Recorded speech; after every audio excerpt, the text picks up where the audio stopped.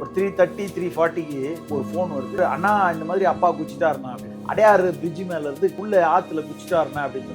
டேய் என்னடா சொல்ற அப்படின்ற. அது இவ்வளோ பெரிய பிளாட்ஃபார்ம் அது. அந்த பிளாட்ஃபார்ம் மேல இவர் உட்காந்துருக்காரு. டிரைவர் பார்த்துட்டு அப்பா என்னப்பா அப்படின்னு முன்னாடி போ அப்படின்னு சொல்லிட்டு சட்டுன்னு அது உள்ள தலையை விட்டுருக்காரு. இவன் பார்த்துருக்கான் திரும்பி நான் ஐயோ அப்பா அப்பான்னு கத்துறான். யூடியூப் சோஷியல் மீடியால குடும்பத்து கூட பிரச்சனை, பிள்ளைங்க கண்டுக்கல, தனியா ஹோட்டல்ல இருக்காரு, யாருமே கூட இல்லைனாலதான் இந்த முடிவுக்கு வந்துட்டாரு மாதிரியும் சொல்றாங்க. யாரும் நினச்சிட்டு இருந்தேன், இப்பவும் அப்படிதான் நினைக்கிறேன். எங்கே இருக்காரு அப்படின்னு தான் நினச்சிட்டு இருக்கேன். செத்து தான் நினைக்கவே இல்லை. இங்கேயே ஒருத்தர் மன்னன் ஒருத்தருங்க இதே இடத்துல வந்து உட்காந்து அப்பப்போ காசு வாங்கிட்டு போனார். அவரு கூட கொடுக்கல என்ன பணம். இப்படி எத்தனை பேர் கூட நமக்கு தெரியாது. தெரிஞ்சுதான் அந்த ஒருத்தர் தான். இந்த மாதிரி நான் இவங்களுக்குலாம் கொடுத்துருக்கேன், ஏதாவது எழுதி வச்சிருப்பாங்களே டைரியில, இவங்களை வந்து எழுதி வச்சிருக்கேன், இவங்கெல்லாம் கொடுத்துருக்கேன், அப்படி ஏதாவது ப்ரூஃப் எவிடன்ஸ் தான் உங்ககிட்ட இருக்கா சார்? ஓகே, இதுல பேர்லாம் பார்க்க வேணாம், அது வேணா நான் இது மட்டும் காட்டுறேன் பாருங்க. ஓகே வருது, இன்னும் இருக்குது, செக்கோட இருக்கு. ஓகே, மெம்பரா இப்ப ஜெயிச்சிருக்கவங்களே வந்து 3 பேர் 4 பேருக்கு மேல தரணும். கவுன்சில்ல இருக்குது. நான் கம்ப்ளைண்ட் கொடுக்க போறேன். இதோ ஃபைலு, இதுவும் எல்லாம் இருக்கு. நிறைய படம் பேர் நான் சொல்லுவேன். மகா, பாம்பாட்டம், தலை படம் விவேகம் ஒரு 50 லட்சம் ரூபாய் கொடுத்துருக்கிறார். பெரிய தயாரிப்பாளர் தான் பேரு. 6 வருஷமா வந்து போனே எடுக்கல. அந்த மன உளைச்சலால தான் இவர் வந்து உதவி செய்யற குணம் வந்து ரொம்ப பெரிய மனசு. நாங்கெல்லாம் சொன்னோம், பா ஏமாத்துவாங்க, ஒரு டாக்குமெண்டாவது போடுங்கன்னு சொல்ல கேட்கவே இல்லை. டாக்குமெண்ட் போடலையே சார், எதுக்குமே போடலையா? பாதி பேருக்கு போடல. இதுல பெரிய தயாரிப்பாளருக்கும் கொடுத்துருக்கிறாரு. அவர் வீட்டுக்கு போய் நான் உண்ணாவிரதம் உட்கார போறேன்.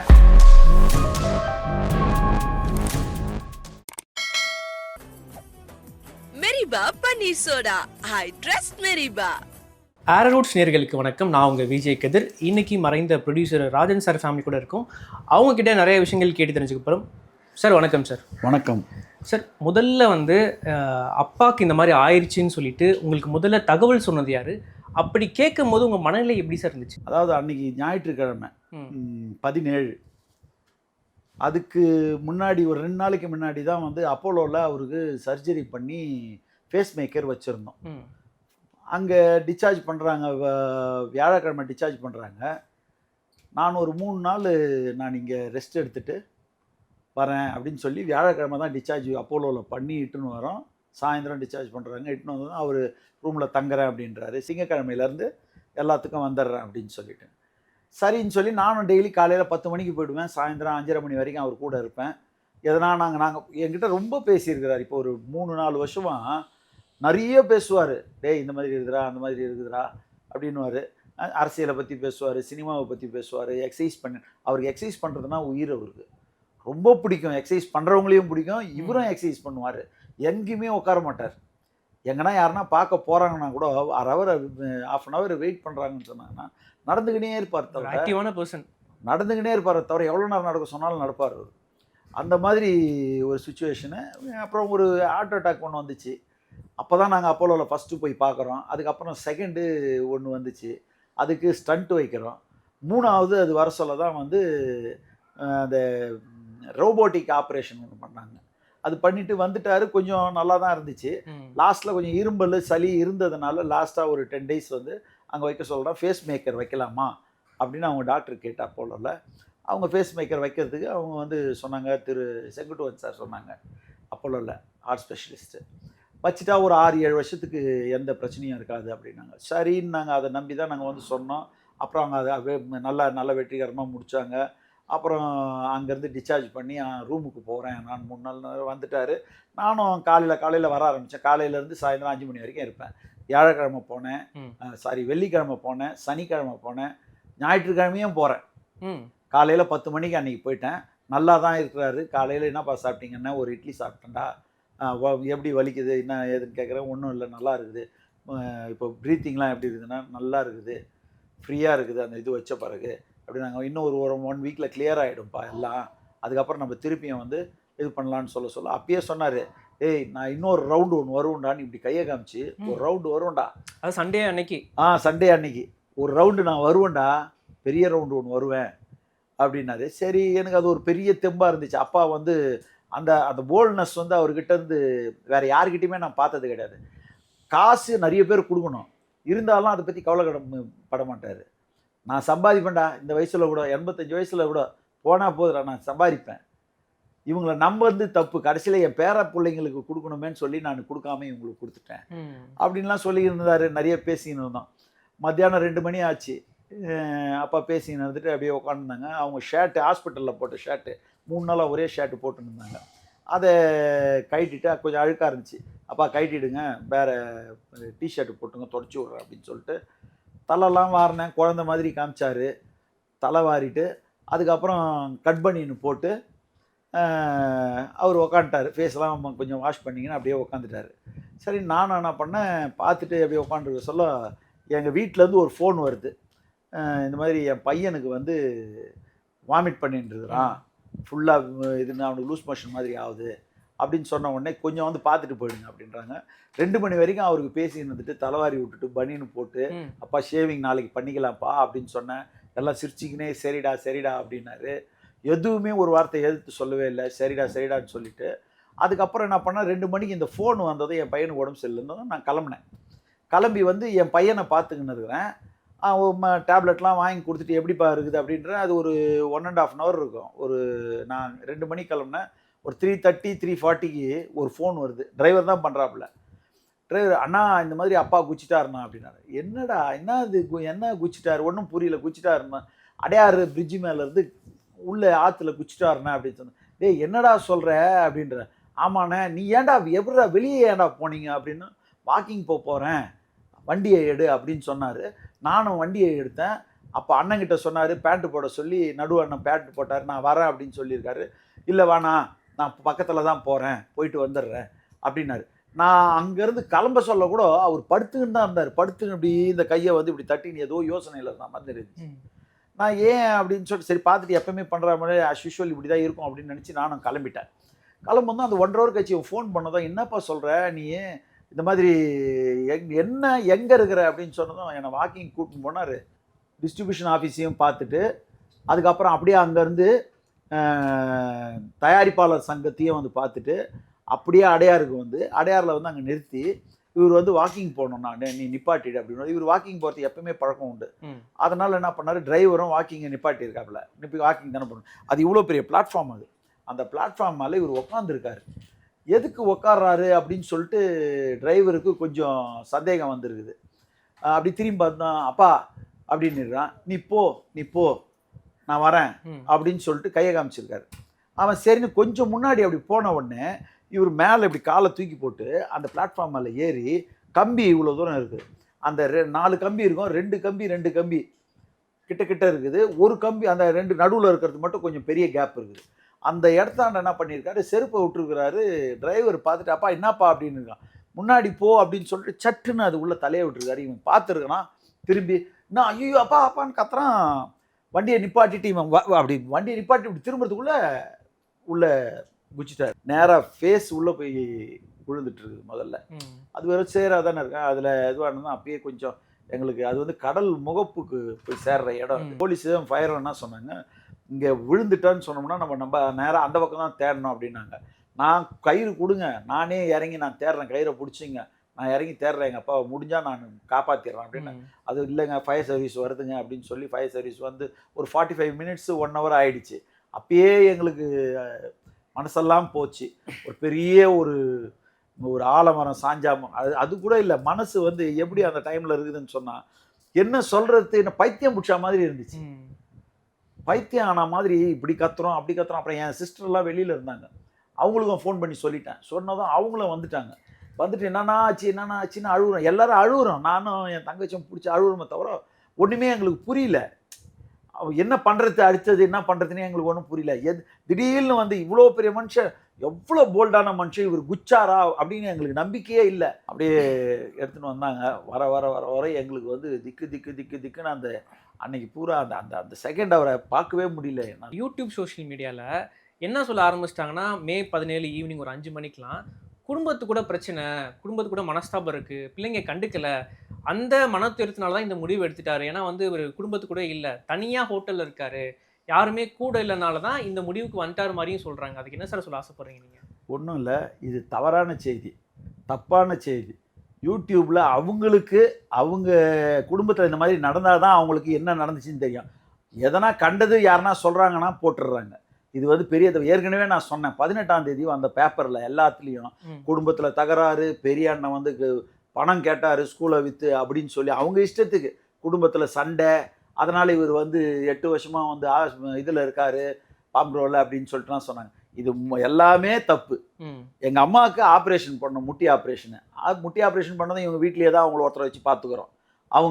அவருக்கு இதை பார்த்துக்கிறது என் அண்ணன், பெரிய அண்ணன் தான் ஐஸ்வரி கணேஷ் கூட. இந்த சமயத்தில் நான் அவருக்கு பெரிய நன்றியை தெரிவிச்சுக்கிறேன். ஐஸ்வரி கணேஷ் அண்ணன் தான் எல்லாத்துக்குமே வந்து எதுவுமே சொல்லாமல் அந்த பழகின தோஷத்துக்காக மாமாவுக்கு என்ன வேணாலும் செய்யணும்னு சொல்லி அவங்க காலேஜில் எல்லாத்துலேயுமே மாமா மாமான்னு தான் கூப்பிடுவாங்க. இவரை ராஜன் மாமான் தான். அவர் கூட அவருடைய 2 பேரும் கிளாஸ்மேட், ஐஸ்வரி கணேஷும் அண்ணனும், என் பெரிய அண்ணனும் கிளாஸ்மேட்டு. அதனால் அவங்க 2 பேரும் பேரை சொல்லி கூப்பிட்டுப்பாங்க. நாங்களாம் அவங்க தம்பின்றதுனால அண்ணன் அப்படின்னு சொல்லி இவங்க இஷ்டத்துக்கு போட்டுட்டு எனக்கு தெரிய வந்தது வந்து மறுநாள் தான் தெரியும். 18ஆம் தேதி காலையிலேருந்து அவன் அந்த 20 பேர் வந்தாங்க பாருங்க, அவங்க வந்து அவங்க இஷ்டத்துக்கு போட்டுக்கிறாங்க. பெரிய ரிப்போர்ட்டர்ஸ் கூட, பெரிய பேப்பர் கூட அவர் குடும்பத்தில் சண்டையே கிடையாது. அப்போ உண்மையான காரணம் வந்து குடும்பம் பிரச்சனை இல்லை, குடும்ப பிரச்சனை கிடையாது, பணம் வரல. அப்பத்துலேருந்து அவர் 5 வருஷமா சொல்ற ஒரே காரணம் ஃபோன் எடுக்க மாட்டாங்க. அதுவே இன்னொன்று சொல்றாங்க சார், இவர் சார் ராஜன் சார் வந்து ஒருத்தவங்க கிட்ட வாங்கி கைமாத்தா கொடுத்தாங்க, அங்கேருந்து ப்ரெஷர் வந்துச்சுன்னு ஒன்று சொல்றாங்க. இன்னொன்று வந்து சாரே வந்து ஒருத்தவங்க கொடுத்துருக்காங்க, ஒரு முக்கியமான நம்பர்கிட்ட கொடுத்துருக்காங்க, அது வரலன்றாங்க. இதில் எது உண்மை? அதாவது இவர் வந்து வீடை வச்சு, அதாவது இவருக்கு வந்து உதவி செய்கிற குணம் வந்து ரொம்ப நல்லா, பெரிய மனசு, இருக்கிறதெல்லாம் கொடுத்துருவார் எடுத்து. இவருக்கு சாப்பாட்டுக்கு இல்லைன்னா கூட எடுத்து கொடுத்துருவார். கொடுத்துட்டு போடா நான் பார்த்துக்கலாம் அப்படின்னு வர தவிர மற்றபடி ஒருத்தர் 10 காசு இவர் வாங்க மாட்டார். அதனால என்ன பண்ணாருன்னா வீடையே வச்சு இவர் வந்து சின்ன தயாரிப்பாளர்கள், அப்புறம் வந்து ஷூட்டிங்கு பாதியில் நிற்கும், பணம் இல்லாமல் அந்த ஸ்பாட்டு வராததுனால அவங்க வந்து அண்ணே கையில் காலில் விழாத குறையா அண்ணே ஷூட்டிங் நின்று போச்சுன்னா இந்த மாதிரி எதனா ஒரு ஹெல்ப் பண்ணுங்கண்ணே அப்படின்னு சொல்ல இவர் வந்து என்ன பண்ணுவார்னா, என்னடா படம் நிற்கிதுன்னா அந்த சினிமா மேலே இருக்கிற ஆசைன்றதை விட அவருக்கு வந்து அது ரத்தத்திலேயே ஊறி போனது. அவருக்கு உதவி செய்ய தெரியல. சினிமா வேற. நாங்களாம் சொன்னோம், அப்பா ஏமாத்துவாங்க, ஒரு டாக்குமெண்ட்டாவது போடுங்கன்னு கேட்கவே இல்லை. டாக்குமெண்ட் போடலையே சார், எதுக்குமே போடலையா? பாதி பேருக்கு போடல, சும்மாவே கொடுத்தாரு. என்ன நம்பிக்கையில கொடுப்பாங்க? ஐயா பழகின நம்பிக்கை தான். இவங்க வந்து பழகிறாங்க, நல்லா கையெடுத்து கும்பிடுவான், நல்லா பேசுவான் அப்படின்னு சொல்லி நிறைய பேர் அந்த மாதிரி பண்ணி நானே பார்த்துருக்குறேன். அப்பா இவங்கெல்லாம் வந்து எல்லா இடத்துலையும் வாங்கியிருக்காங்க, கொடுக்காதீங்கப்பா, வேற யாருக்காவது கொடுங்கப்பா அப்படின்னா, டேய் பாவண்டா, அவன் குடும்பத்தில் இருக்கிறாங்கடா, அவங்க கொடுப்பாங்கடா, அவன் குடும்பத்தோடு இருக்கிறாங்க, குடும்பத்தில் அதாவது குடும்பத்தோடு இருந்தால் அவன் வந்து நல்லவன், அவனுக்கு வந்து கொடுக்கலாம் அப்படின்வாங்க. அப்புறம் படம் பாதியில் நிற்கிறவங்களுக்கு அதை வந்து இவரே வந்து சொல்லுவார். அது சில பேருக்கு டாக்குமெண்ட்லாம் நிறைய பேருக்கு போட்டிருக்காரு. இதில் பெரிய தயாரிப்பாளருக்கும் கொடுத்துருக்கிறாரு. மோஸ்ட்லி வந்து சின்ன தயாரிப்பாளருக்கு தான் இவருடைய குணம். அதாவது குணம் எப்படின்னா, இவன் தான் சின்ன தயாரிப்பாளர் தான் வந்து படம் எடுக்கிறதுல ரொம்ப கஷ்டப்பட்டு வீடை வச்சு அதை வச்சு நகையை விற்று யாருக்கிட்டனா கடன் வாங்கி படம் எடுக்கிறான். அவனுக்கு தான் கொடுக்கணும் அப்படின்னுவார்.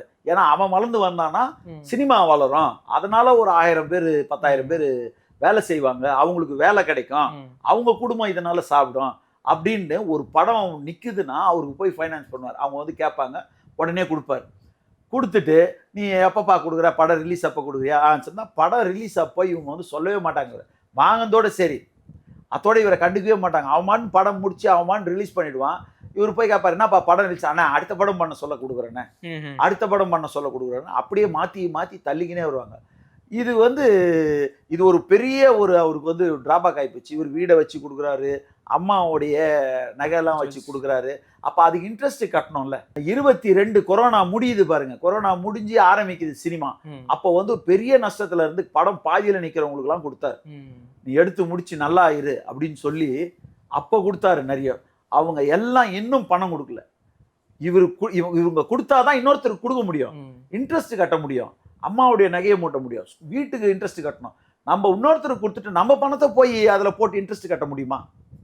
இப்போ அப்பா வந்து ஷேர் பண்ணியிருக்காரு சார், இப்போ இருக்கும்போது வந்து இந்த மாதிரி நான் இவங்களுக்குலாம் கொடுத்துருக்கேன், ஏதாவது எழுதி வச்சிருப்பாங்களா டைரியில, ஆமா. இவ்வளவு வந்து எழுதி வச்சிருக்கேன், இவ்வளவு கொடுத்துருக்கேன், அப்படி ஏதாவது ப்ரூஃப் எவிடன்ஸ் தான் உங்ககிட்ட இருக்கா சார்? ஒண்ணே ஒன்று சொல்கிறேன். அவர் வந்து என்கிட்ட 3 வருஷமா குழந்தை மாதிரி நடந்துக்கினாரு. குழந்தை மாதிரி நாங்கள் அரசியலை பற்றி பேசியிருக்கோம், முதல்ல சொன்னேன். விளையாட்டை பற்றி பேசியிருக்கிறோம், எக்ஸசைஸ் பண்ணுறதை பற்றி பேசியிருக்கிறோம். என் ஷோல்டரில் தான் கையை வச்சுக்கினே வருவார். இப்போ என் ஷோல்டரில் யார் கையை வைக்க முடியும்? இப்போ அவர் கடவுளாக சாமி ஆயிட்டாரு. அதை வந்து அவர் எழுதி கொடுத்தாரான்னு சொன்னால் டைரியில் எழுதி வச்சிருக்கிறாரு. அதுக்கு ஒரே ஒரு உதாரணம் அதை காட்டுறேன். இப்போ வச்சிருக்காரு.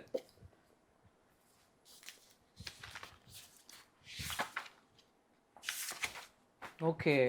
இதில் பேர்லாம் பார்க்க வேணாம், அது வேணா, நான் இது மட்டும் காட்டுறேன் பாருங்க. ஓகே. எல்லாத்தையும் எழுதி வச்சிருக்கேன். நிறைய பேஜ், ஒரு 10 பேஜ் கிட்ட மேலே இன்னும் வருது. தோ தோ தோ வருது, இன்னும் இருக்குது. எல்லாமே சிஆர்ல இருக்கு, கோடியில தான் இருக்கு எல்லாமே. இதோ இருக்கு பாருங்க.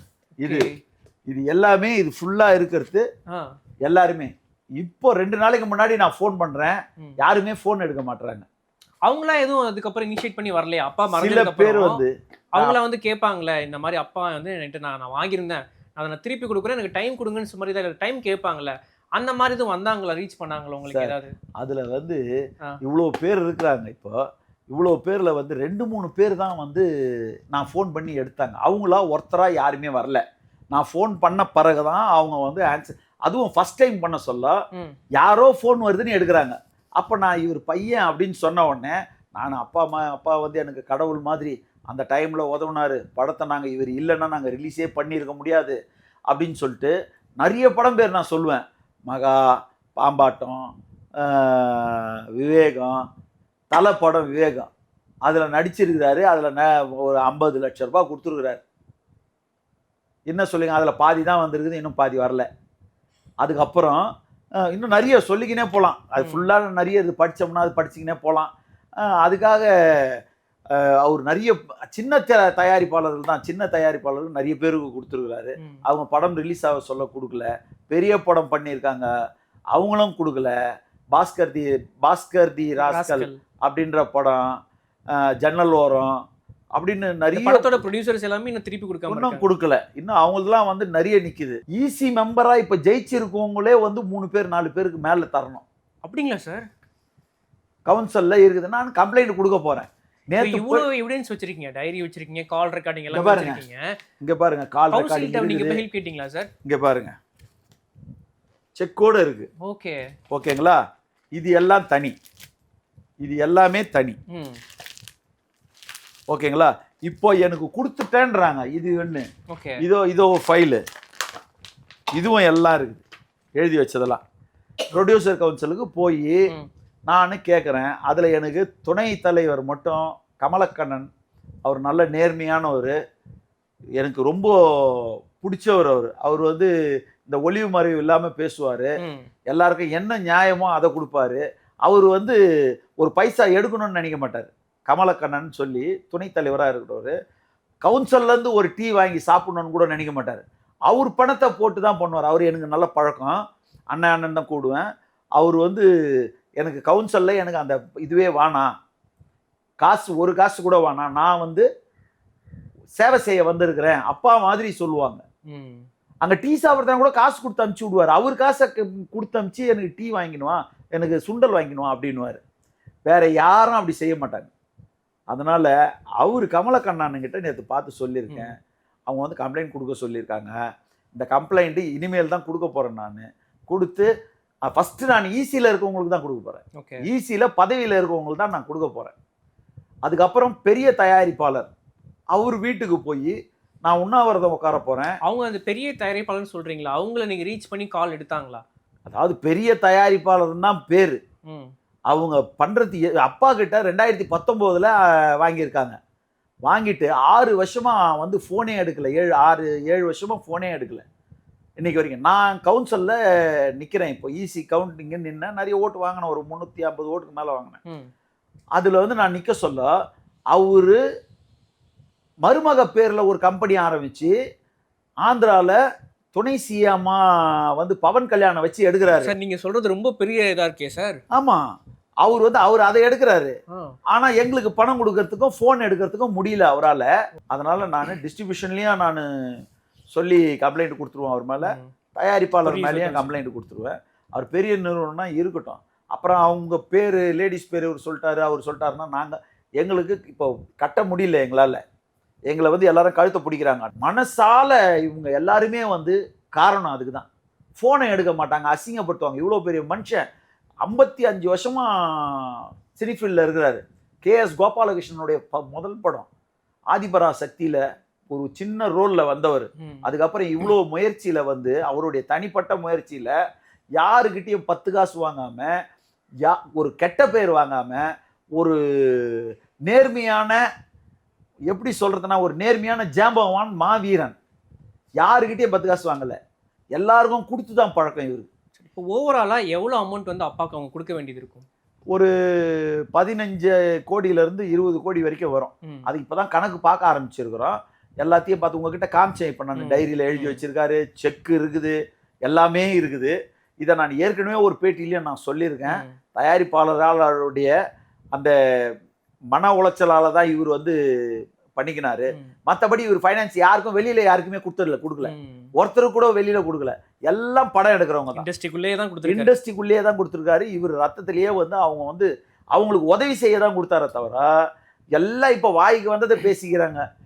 இல்லை அவர் இதுக்கு கொடுத்தாரு அதுக்கு கொடுத்தாருன்னு. இதெல்லாம் அவர் இருக்க சொல்ல வேண்டியது தானே. நீ இருக்க சொல்ல வேண்டியது தானே. 3 பசங்க இருக்கிறான், சொல்ல வேண்டியது தானே யாருக்கிட்டையாவது. கடைசியா என்ன பேசுறாரு உங்ககிட்ட? எதாவது ஞாபகம் இருக்குங்களா? என்ன சொன்னார் சார் உங்ககிட்ட? என்ன சொன்னார்? நான் அவர் ஹாஸ்பிட்டல்லேருந்து வர்றதுக்கு முன்னாடி பேசணுங்க. உடம்பு நல்லா இருக்கேன்னா நல்லா இருக்கேன்னாரு. சாப்பிட்டீங்களான்னா சாப்பிட்டேன்னாரு. இந்த 2 வாரத்தில் தாங்க, வேறு எதுவுமே பேசிக்கிறாரு. கொஞ்ச நாள் எப்படி இருந்தார்? நல்லா இதுன்னு பண்ணுவார். நான் பேசினா பேசுவார், இல்லைன்னா இல்லை பேச மாட்டார். அப்படி ஒரு இதுதான். ராஜன் சார் மறைவுக்கு அப்புறம் உங்களுக்கு எப்படி நீங்கள் ஃபீல் பண்ணுறீங்க? என்ன மாதிரி மனநிலையில் நீங்கள் இருக்கீங்கன்னு தெரிஞ்சுக்கலாமா? இப்பவும் அப்படிதான் நினைக்கிறேன். எங்கே இருக்காரு அப்படின்னு தான் நினச்சிட்டு இருக்கேன். செத்து தான் நினைக்கவே இல்லை. இப்போ வந்து அவங்களுக்கு இன்னும் பணம் கொடுக்காதனால தான் இந்த மாதிரி ஒரு முடிவு எடுத்திருக்காரு. என்ன சொல்ல ஆசைப்படுறீங்க? அவங்க காசு வாங்கியிருப்பாங்களா, அவங்களுக்கு நீங்கள் என்ன சொல்ல ஆசைப்படுறீங்க? இங்கேயே ஒருத்தர் மன்னன் ஒருத்தருங்க இதே இடத்துல வந்து உட்காந்து அப்பப்போ காசு வாங்கிக்கின்னு போனார். எங்கள் மரும்பிள்ளை திட்டுவார், மாமி இப்படி வந்து வாங்கும்போது இருப்பார் மாமா கிட்டன்னு. அவரு கூட கொடுக்கல என்ன பணம். இப்படி எத்தனை பேர் கூட நமக்கு தெரியாது. தெரிஞ்சுதான் அந்த ஒருத்தர் தான். பெரிய பாளையத்தில் இது கட்டியிருக்காரு தியேட்ரு. அதுக்கு வாங்கி போய் கட்டி வச்சுட்டு கடைசியில் கொடுக்கல. ஆள் எங்கே இருக்கான்னு தெரியல. ஏதோ பசங்களுக்கு கொஞ்சம் உதவியாக இருக்கும், குழந்தைங்கள படிக்க வைக்கிறப்ப அதான் அவர் தாங்க கொடுத்து படிப்புங்க பேச்சு மாதிரிலாம். உங்களை எல்லாரையும் கெஞ்சி கேட்குறேன், ப்ளீஸ் வாங்கின படத்தை தான் கேட்குறேன் தவிர நான் கெஞ்சி கேட்கணும்னு அவசியம் இல்லை இதுக்கு. அதனால கண்டிப்பாக எங்கள் அப்பா மாதிரி தான் நானும். அவர் 8 அடி பாய்ஞ்சா நான் 16 அடி பாய்வேன். கொடுங்க, தயவு செஞ்சு கொடுங்க, இதை பார்த்துட்டாவது. சார் இந்த நீங்கள் சொல்லும் போது வந்து எனக்கே கொஞ்சம் படபடப்பாக இருக்குது. நீங்கள் எவ்வளோ தூரம் இந்த கஷ்டத்தை வந்து நீங்கள் போயிட்டுருக்கீங்கிறது என்னால் உணர முடியுது. கண்டிப்பாக இந்த ஸ்டேஜ் தாண்டி நீங்கள் வரதான் போகிறீங்க சார். எல்லாமே நல்லது நடக்கும். எங்கள் சேனலில் ஏர்வுட் சார்பாக வந்து கண்டிப்பாக ஆத்மா சாந்தடியை நான் வேண்டிக்கிறேன், கடவுள்கிட்ட வேண்டிக்கிறேன். இந்த நேரம் கொடுத்ததுக்கு ரொம்ப நன்றி சார். நீங்கள் எவ்வளோ பிஸியாக இருக்கீங்கன்னு தெரியும். நான் ஃபோன் பண்ணும் போது தான் நான் கவுன்சில் போயிட்டுருக்கேன், ஸ்டேஷன் போயிட்டு நிறையா சொல்லியிருக்கீங்க. இந்த வேலை தான் சார், இவங்க பணம் கொடுக்கல. அந்த இடத்துல தான் மீட்டிங்க்கு போகிறேன். இப்போ சனிக்கிழமை டிஸ்ட்ரிபியூஷன் அசோசியேஷன் வச்சுருக்காங்க, அவங்களுக்கு போகிறேன். இந்த ப்ரொடியூசர் கவுன்சிலில் போய் நேற்று சாயந்தரம் வரைக்கும் உட்காந்து வந்துட்டு வரேன், கம்ப்ளைண்ட் கொடுக்க சொல்லி.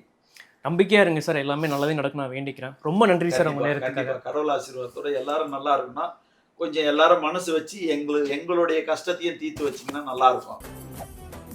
Meriba Paneer Soda. I trust Meriba.